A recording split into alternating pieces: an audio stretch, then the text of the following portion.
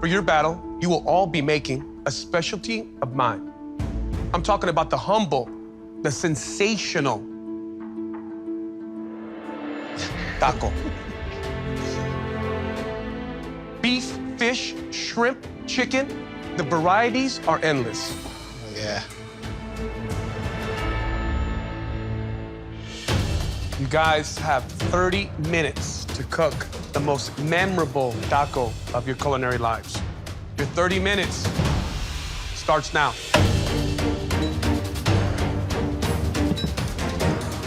Adam, give us an insight to the taco, please. Sure. The taco that I'm making is a spotted prawn tempura taco, finished with a yuzu aioli, topped with ikura salmon roe. Have you got what it takes to become America's next MasterChef? I am the most prepared. I go to Harvard University, which means that I think it's pretty fair to say that I'm one of the best learners in this country. Good. David, Yes, this is me. what are you making? I'm making my spicy Caribbean fish tacos. What I'm doing is using a lot of produce that we use in Jamaica, like scallion, cabbage, avocado, and I'm just gonna try to cohesively put them together and try to get a good look. All right, 10 minutes are gone, 20 minutes left. Hello. So first off, congratulations. Well, thank you. This is an amazing new gig for you. Yeah, you know, it's interesting, the idea of judging food and being part of a decision-making process that really affects people's lives is a huge responsibility. And I've done it for a long time with Chopped and Food Network, and now kind of going network. It's been an interesting ride so far. How do you bounce, and you have done this for a long time, having a very successful career as a chef, but also in television. How do you juggle the two and make time for both? They're both very demanding. It's a very good question. I think, first of all, you know, my dream was to have my own restaurant, be the king of my castle. And I started doing television initially as a marketing tool to let people know to come and eat at my restaurants and just use it from that. And then it kind of became a bigger mission for me. It was now about spreading, you know, elements of my culture and my family and all of that. So the message got a lot deeper. Do you think, even as a chef, is it possible to be just a chef anymore, or does it involve promotion and branding in a larger way than it did before? You've been doing this for decades. Yeah, that's a very good question. I think now, in order to compete in this market, you have to be multifaceted. You have to be well-spoken. You have to be informed. You have to be constantly inspired and evolving your food, because let me tell you, this new generation of chefs are well-prepared, and they're well-informed, and they're fearless, and you got to stay relevant. So it's challenging, for sure. And there's certainly more competition than ever, it seems. It is. You know, you and I were talking about that a little bit back, and the idea of all these restaurants, and we're fighting for assets and seats, and, you know, and we're trying to make food that's sincere and not too contrived, and, you know, and speak from a real honest place with your food. You know, it's challenging. You know, life is tough, and being a chef is not an easy task. I started doing this when it was not that cool. Now it's cool. Now you can be like a rock star and have, you know, a silly carrot tattoo on your arm, and that gives you street cred. You know what I mean? Yeah. But it's just the landscape has changed greatly. Yes. So for MasterChef, you have to really strike a delicate balance because they're home cooks. So you want to be encouraging but also critical. Is that challenging for you? What moments have you hit that makes it difficult to critique? That's a good point. You know, first of all, what makes MasterChef so amazing is the fact that we prepare them. We really set them up for success. They go through enormous amounts of what we call, you know, kitchen classes. They work on their presentation, on their knife skills, and they're constantly in class all the time. So we're not setting them out there to fail. We really want to get the best candidate. So I guess the most challenging part of dealing with it is speaking to them in a way that's nurturing, that's encouraging, but not disparaging. Yes. Because you don't want somebody to shut down and say, shit, I can't do this. You know what I mean? You really want to bring them up. Yeah, it's high pressure.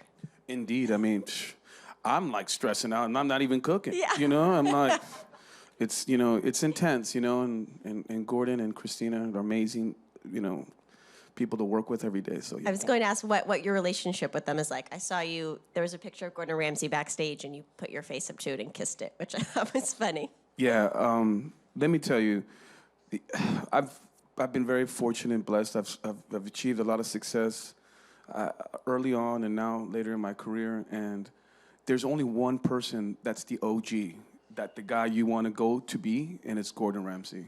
30 restaurants. He's maintained 3 Michelin stars for 15 years in England. Like, he backs up everything that he says. He's in unbelievably in great shape. Like, he's just this complete package of a person. Unbelievable family man. Dies for his kids and his wife. I mean, he just does it the right way. So he's very inspiring for me, you know, 'cause that's what I want to be, you know? And at this age and at this part of my career, it's great to have somebody to look up to and not be threatened. Yes, certainly. And you're also judging MasterChef Junior, correct? Yes. Yes, which is so hard. Yeah, tell me, how do you not get attached to these kids? Let me tell you, I am like the biggest pudding pop. People that know me, like, I cry all the time. So it's like, man, to see kids like, you know, just like, oh my God, I didn't turn down the stove, you know, and you're just like, then they give you like the little tremble. You're like, Oh, no. and then I'm just like, don't do that. Yeah. I'm gonna run off. Like, I will leave the stage right now. I know Christina has said that's difficult for her, too. They're so sweet. Yeah. Yeah.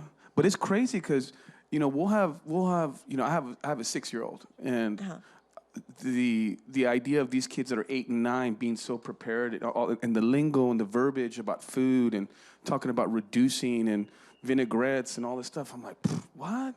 Like, I could barely put my underwear on at that age, you know what I mean? So it's like, it's pretty impressive, and they have an unbelievable experience level. I mean, some of these kids have been making pancakes for their family and breakfast at 5 years old. Oh, my God. You know what I mean? And 6 years old. So when they come there and they're 10, trust me, they know what time it is. Yeah. Does your son cook? Yeah, he's starting to show interest. You know, Okay. my whole thing for parenting is, you know, being a chef is hard, you know, and I've made a lot of sacrifices, and it's tough personally. You know, I don't have a problem saying I lost a wife because of my job. You know what I mean? And I wasn't around, and, you know, I was too worried about myself. And so now being a parent, you know, it's the opportunity to give back and understand and set him up for success. So he's doing a lot of great things outside the kitchen. I'm not one of those dads as a chef that says, you got to cook this, you got to cook that. You know, he's into jiu-jitsu. He likes to plays chess. Like, he's like all into a lot of cool things that are just thought-provoking and enriching. And that's what I want to do. And hopefully he'll take to the kitchen, I think, later on. I try to introduce new things to him all the time. But let me tell you, just because he's a chef's kid doesn't mean that he eats foie gras. He likes chicken tenders and fries like everybody else at that age. You know what I mean? At this age still, I mean, forever. Yeah, that's really special. Yeah, it is. So what's going on at the restaurants these days? Are you thinking you have 2 locations of Johnny Sanchez? Are you thinking about expanding? Great question. Well, here's the deal, and this is an answer that I think is really I think expresses where chefs are now. I don't want to open another restaurant that I'm not at. You know what I'm saying? Because I have this platform of television that people, you know, hopefully you guys admire what I do and like me, and then you come to my restaurant and I'm not there. And that's a letdown. Yeah. And then I'm parlaying my recognition, my status to just open businesses that I'm not present. And Yeah, you're not trying to franchise. Exactly. And restaurants, especially independent ones like ours, I have to be there.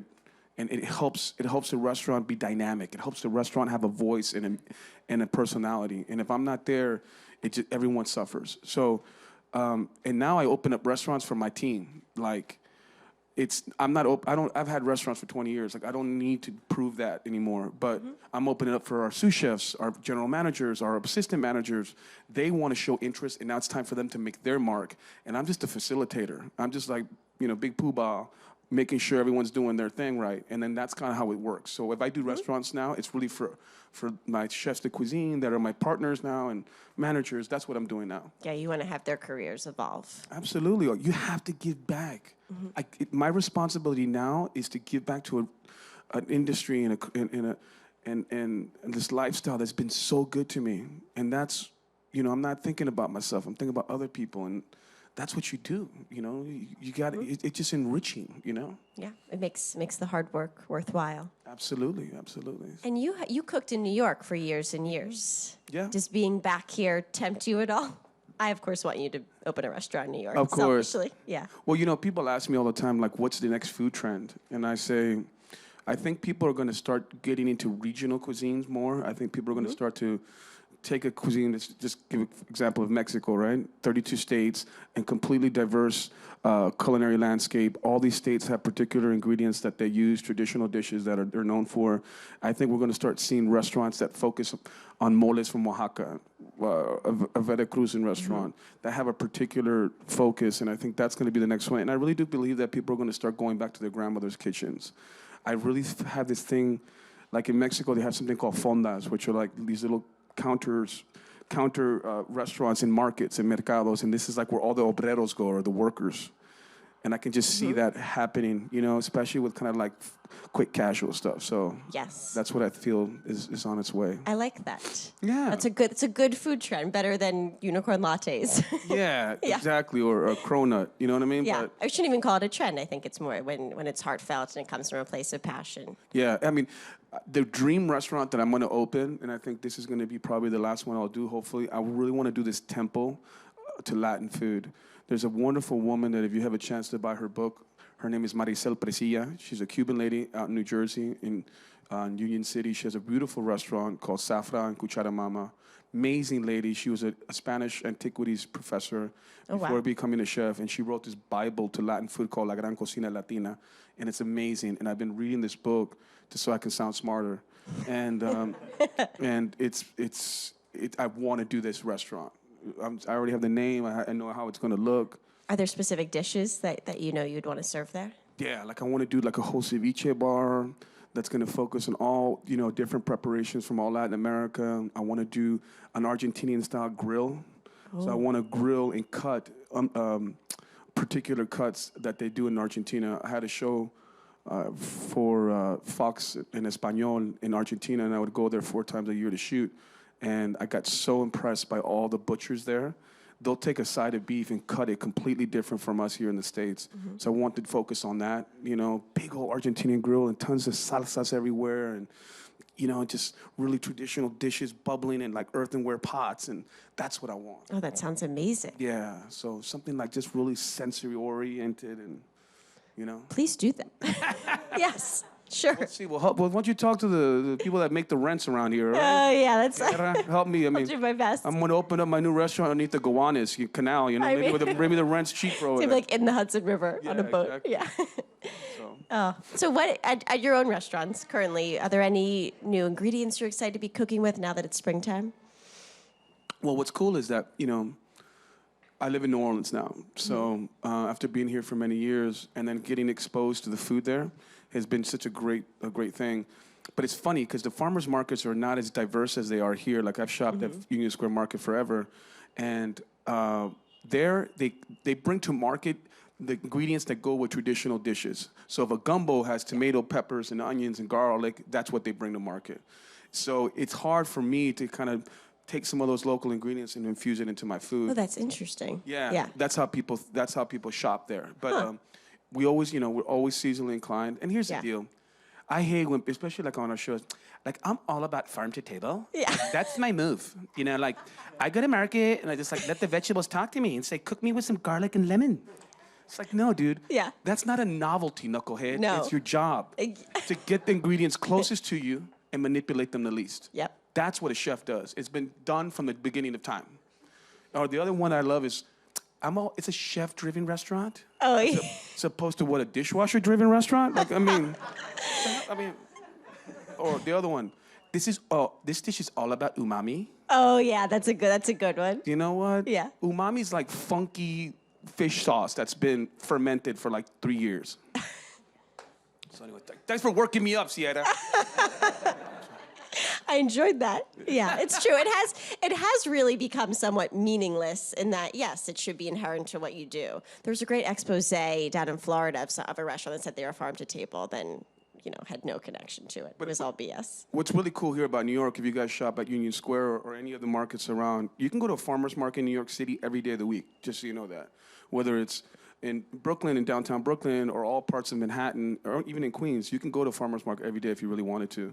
But what's cool about the Union Square Market is that the farmers hold other farmers accountable. So they'll rat on you. So if you bring anything to market that you don't grow yourself, you'll get kicked out. It's pretty cool. I like that. Like a little farming mafia. Good. Good. Well, on that note, let's open it up to the audience. Yeah. Any questions? Okay, hi, how are you? Cool pants. Thank you so much. I really like your whole, idea, and I think that Latin food is amazing. I'm actually Latin, so I know what I'm talking about. When I came here, I was like, oh my God, the food is so different. It's not bad, it's just Latin food is just great. My question is, I see that you combine these two amazing worlds, the TV world and the culinary world, and that's so great. And my question is, how did you do that? How did you create this whole thing, and now you made like a TV show? It's so cool. Yeah. Well, thank you. It's a good question. First of all, I try to stay informed as much as I can. I've been to every Latin country in South America except two. The only two I haven't been to is Bolivia and Paraguay, and those are only two landlocked countries in South America, actually. But I'm just combining this message of giving back, using television as a way to inspire others. And I just, television is an interesting medium because it will expose you for better or worse. If you're selfless and douchey, it's gonna be out there. But if you're genuine, it shows. So hopefully I take that to my restaurants and help continuing that process of spreading this word about Latin food and making sure I'm doing it authentic. Thank you so much for being here. I've been a fan of MasterChef since the beginning, so I'm really excited that you're joining the cast. A lot of the group challenges almost seem like the show Mission Impossible. How does Gordon come up with these challenges? Well, first of all, it's a fantastic question. Both your questions were great. I think the idea, Gordon, he curates every challenge. So he'll come in, we have meetings after meetings, and he's looking at it through the eyes of a chef, not a television executive producer, which he is. He comes there and he'll call an audible. He'll say, that challenge is too hard for the contestants. Let's take away this element of them running up a hill, for instance, and picking their own corn. Like that's not serving us. So it's really a balance of making sure how they can succeed, and Gordon makes sure that they're all done that way. So, yeah, and the team challenges are great because the thing about MasterChef is you can cook great, but you also have to be a good student. Hi, how are you? I'm well, thank you. I was wondering, what is your favorite recipe that was maybe passed down from your family? Dude, people are smart around here. One of the dishes that I make quite a bit, I'll give you two. One of them is calabacitas con queso, which is kind of like, Mexico in certain parts, especially in the north where I'm from, like Chihuahua, Sonora area, there's very few vegetables. So it's squash that's cooked down with pico de gallo, and then just with beautiful queso minonita, or they call it Chihuahua cheese, but it's kind of the Mennonites. There's a lot of Mennonites in the north of, Amish people in the north of Mexico, and they're all dairy farmers.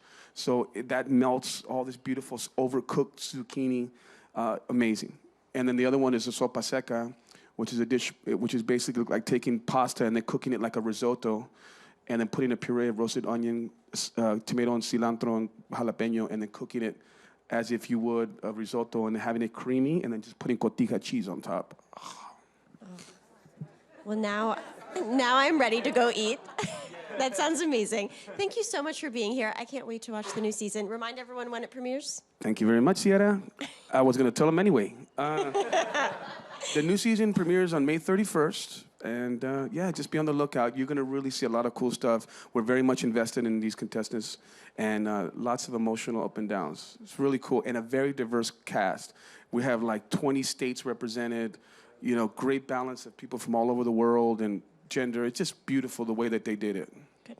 So that's fantastic. Good. And thanks everyone for being here. Appreciate it. Thank y'all. Muchísimas gracias.